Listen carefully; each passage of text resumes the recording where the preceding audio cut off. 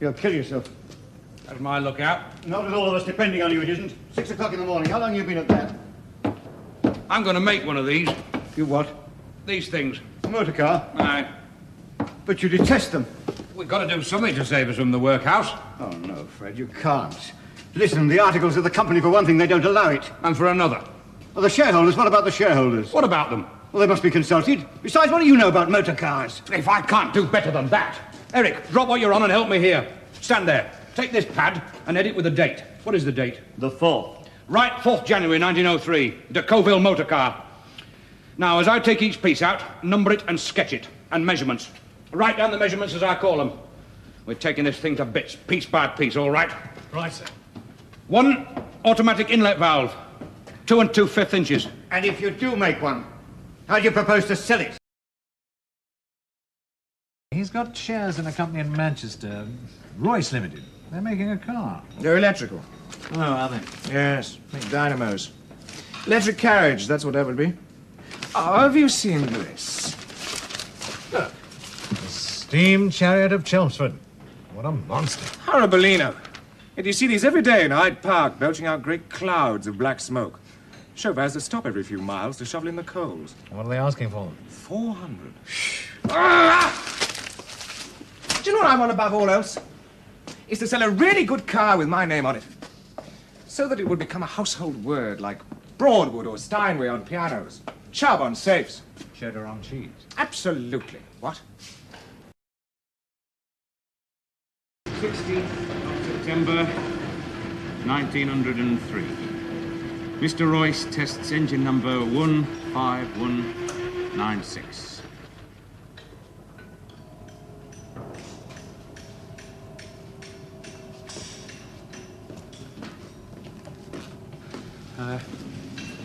Mr. Royce here, it's 2 o'clock in the morning. Can we go home? Hmm?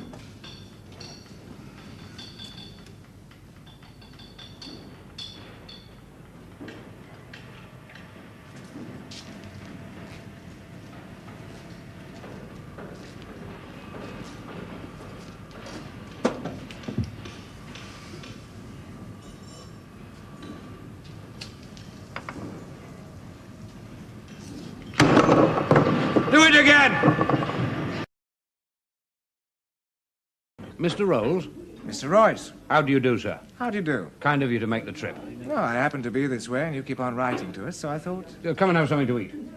Or would you like to see the motor first? No, thank you. I'm in no hurry. You motored up? Came up by train, actually. Really? Lase Majesty. Then what will you have? It's very good food here. No, I'm not a great eater. Oh, nor me. We're an incredible country, you know. France has taken the motor car to her heart and benefited beyond her dreams, but England... A disgrace. You know, I was once prosecuted for not having a man with a red flag walking in front of me. And for furious driving. How fast was that? 13 miles an hour. That's England for you. A nation of horse worshippers. Absolutely. I mean, you can't control them. A motor at 20 is under better control than a hansom at 10. And do you know 240 tons of horse manure has to be cleaned up in the West End alone every day of the year? And the cruelty those poor beasts have to suffer to force them to 15 miles an hour. Is this it? This is it. It's a Gladiator on all days. It's a Royce.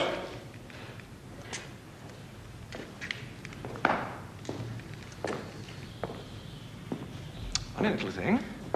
That's what my wife says. Shall I start her? If you please.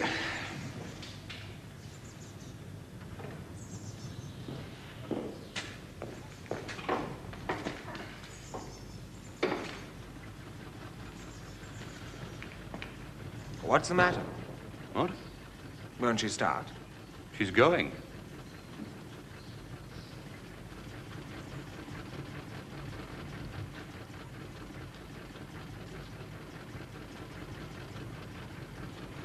Shall we petrolize?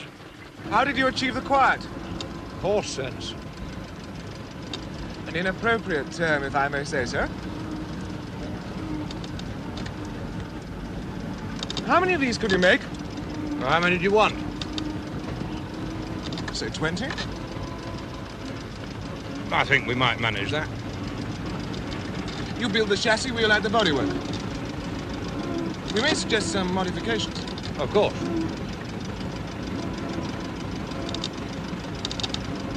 One point. You're unknown, I'm known. I think we should call the motor by both our names. How do you mean? Hyphenated. It's a sales point. You'd have no objection. I don't think so. And Royce Rolls sounds rather good. Actually, I was thinking of a different arrangement. Royce Rolls is nice on the tongue. Not so easy as Rolls-Royce. It's a brilliant car, but unless we can have a lot more, it's not worth it commercially. Not worth what? Undertaking a major sales campaign, getting the car known. We've half killed ourselves producing those. It's only been a few weeks and we're working 18-hour days. Mr. Royce's health broke down totally last year from overwork. Couldn't you delegate? No. Well, that's it, you see. If you insist on testing every single part of every single car yourself, running each bit on the bench for days, how can you become commercial? That's my worry. Ours too now. We haven't the room or the staff. Transfer them off your electrical work. What? That's what we started with. That's what we've done for 14 years. All the more reason. Couldn't you chuck the electrical side altogether and use the space for cars? No, we could not. There's no future in electricity, you know. What? That's just my opinion. What do you mean, no future in electricity? Gentlemen, we're getting off the point. Have you any further requests? Oh, yes. Can you make us some 15 horsepower 3-cylinders, 20 horsepower 4-cylinders, and 30 horsepower 6-cylinders?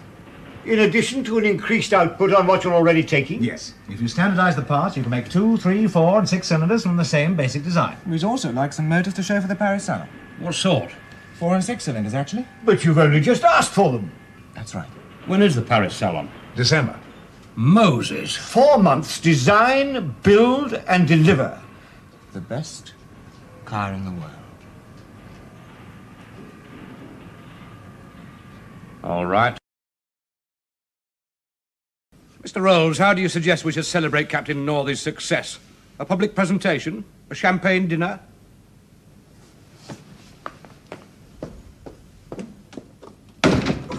That's better.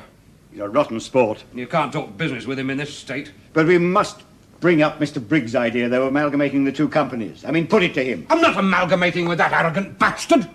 The little Kaiser, they call him. I can see why. But Mr. Briggs' financial sense is impeccable. We'd be forced to ignore anything he advises. You think I am going to celebrate one of my cars coming second? Our cars. My cars! It was a Rolls! I designed it. You wouldn't have got anywhere but for me, who incorporated all my best ideas. Who made it in the first place? They call them Rollses. They call them Rollses. Our biggest shareholder has suggested we amalgamate our two companies, form a new one, Rolls-Royce Ltd. What do you think of that? I think that's a perfectly hideous idea. I entirely agree. You must be mad. That's what I told him. I think I would have given up the agency for these cars of yours anyway. Oh, good. I've been approached by other retailers. What? Who? Ha ha. Ah, no. We have the sole selling rights. My company. I thought you were giving them up. Selling them, I'll sell them. You give me 10% and then I'll tell you. Well, why did Briggs suggest amalgamation anyway? You've got to realize that we're on the verge of bankruptcy. I have the distinct impression that you're not far behind. Mr. Briggs says go public, raise capital on the grounds of amalgamation. Your fiasco on the Isle of Man cost us both a fortune. Fiasco? Well, what else would you call it? We were a laughingstock. I know you think that the aristocracy will always reign, quality will always win through and all that, but it didn't with the dynamos, Fred, and that was the Americans as well.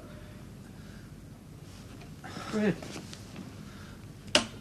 Mr. Rolls is here to see you, Uncle. Oh, my poor fellow. It's nothing. It's nothing. How are you feeling? Fine, I'm all right. There's a warning sign, apparently. I've got to rest and eat. Both terrible wastes of time. Heart? And not enough petrol get into the carburetor. Overwork? No, nothing like that. Oh, tell Eric Platford there was no wrong with this but a loose spring.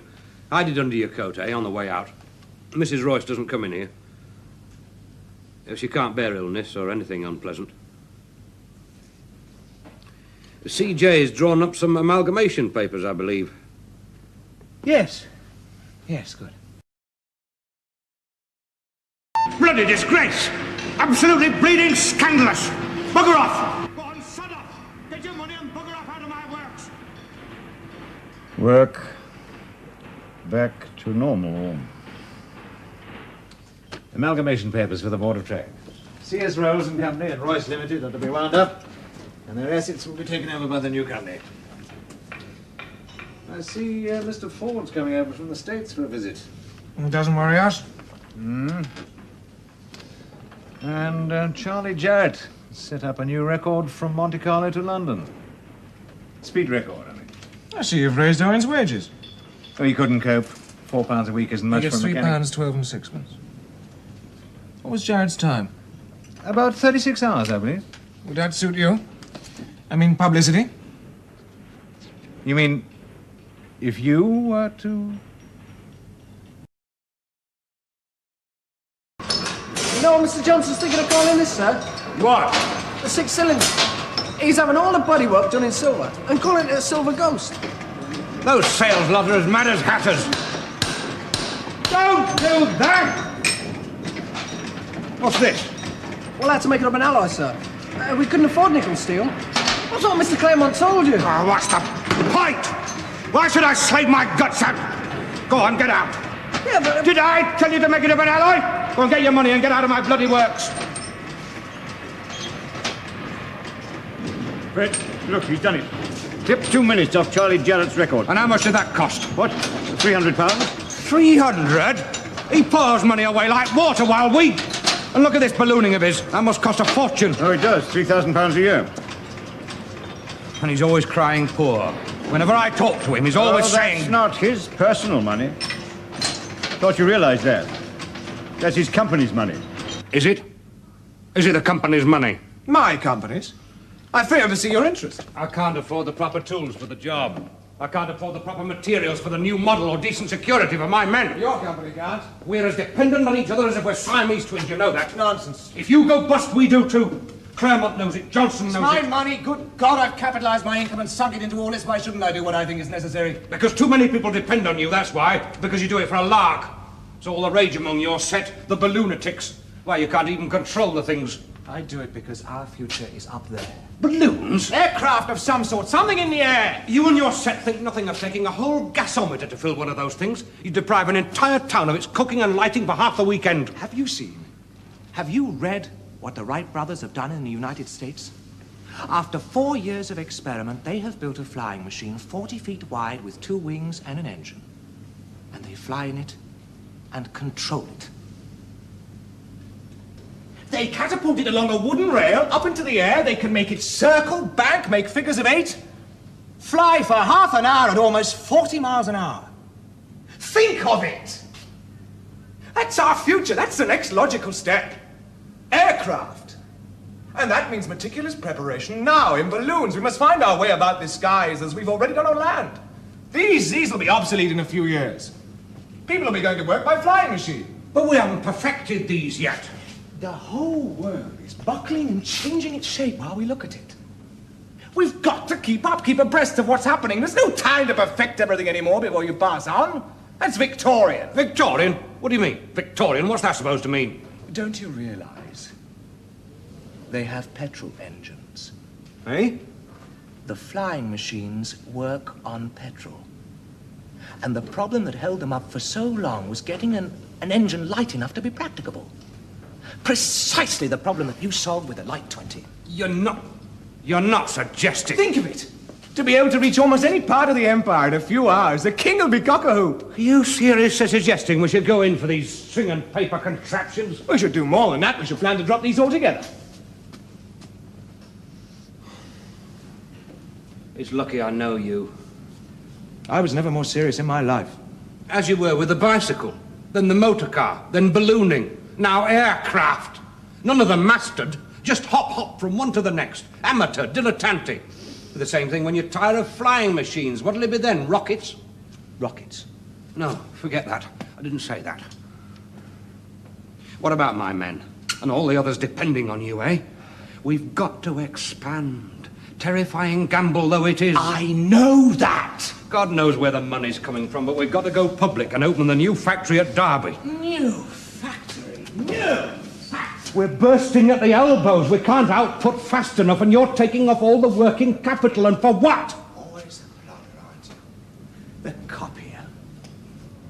Just look at the features on these machines of yours. They're dull. They're dull. They're safe and they're dull. I design cars that are robust, trouble-free, long-lived, smooth-running and silent, and that's something I'm not ashamed of. Not one of these features is original, not one. They're all copied from... Adapted. Adapted, then! Adapted and improved upon. I never claimed anything else. I'm a mechanic. There, you've no real style! What's the matter? Nothing. Nothing. You ought to be at home in bed. Well, I think we must all congratulate Rolls on his tremendous achievement, a double crossing of the Channel. Indeed. Not every day that one finds oneself on the same board as a national hero. Yeah. Who receives congratulatory telegrams from the King. Yes. Yes, that was jolly decent of him. I hear they're displaying you at Madame Tussauds. Yes. That's because I'm the only Englishman known to have taken 10 gallons of petrol in and out of France without paying duty on it. Yes, so actually it's a terrible likeness. Have you seen it? No. Horrible, you know. Can we now take item number 3 on the agenda, Mr. Chairman? Mr. Rolls using the Lily Hall works to manufacture parts of an airship. Airship? Yes, it's in the agenda. I didn't get one. It's still there. Perhaps Mr. Rolls will tell us about it. Yes, I made drive shaft and casings for Colonel Capper's airship. Why shouldn't I? Under contract. He paid you. Certainly. You should not accept outside contracts without the consent of the board. Damn it, it's my works! It's the London service station of Rolls-Royce Ltd of Derby.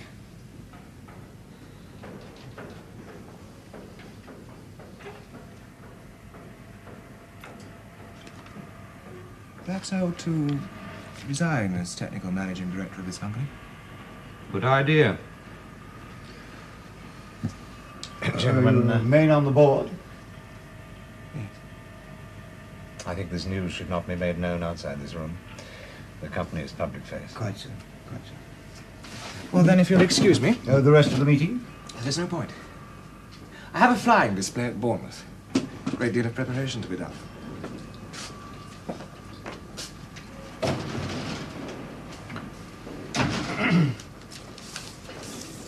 Sales report. Since the last board meeting, 53 silver ghosts have been sold. Customers include 4 members of foreign princely houses, 2 dukes, 2 earls, a viscount, 7 British barons, 15 foreign ones, 4 baronets, and 2 high court judges. Oh, and Mrs. Pankhurst. We're now producing 4 ghosts a week, retailing at £985. I think that is satisfactory. For our motors, certainly. Mr. Ford has also adopted a one-model policy, the Model T. He's producing 200 a week. Need that worry us? It's the beginning of the end, whether you like it or not. We're aiming to produce 15 million cheap cars. Motoring will become a hell. That's the thing about golden ages. They're over before you realize they've started. And it's all a lark to him. Rolls? What does he care with his flying? He's got money, position, looks, the world before him. And he's got what I envy most, and never shall have. You or I neither, Johnson. And that's style. I mean real style. A golden boy of a golden age. Mean as hell, though. Fragile. That's what I find about it. Eh? Something fragile.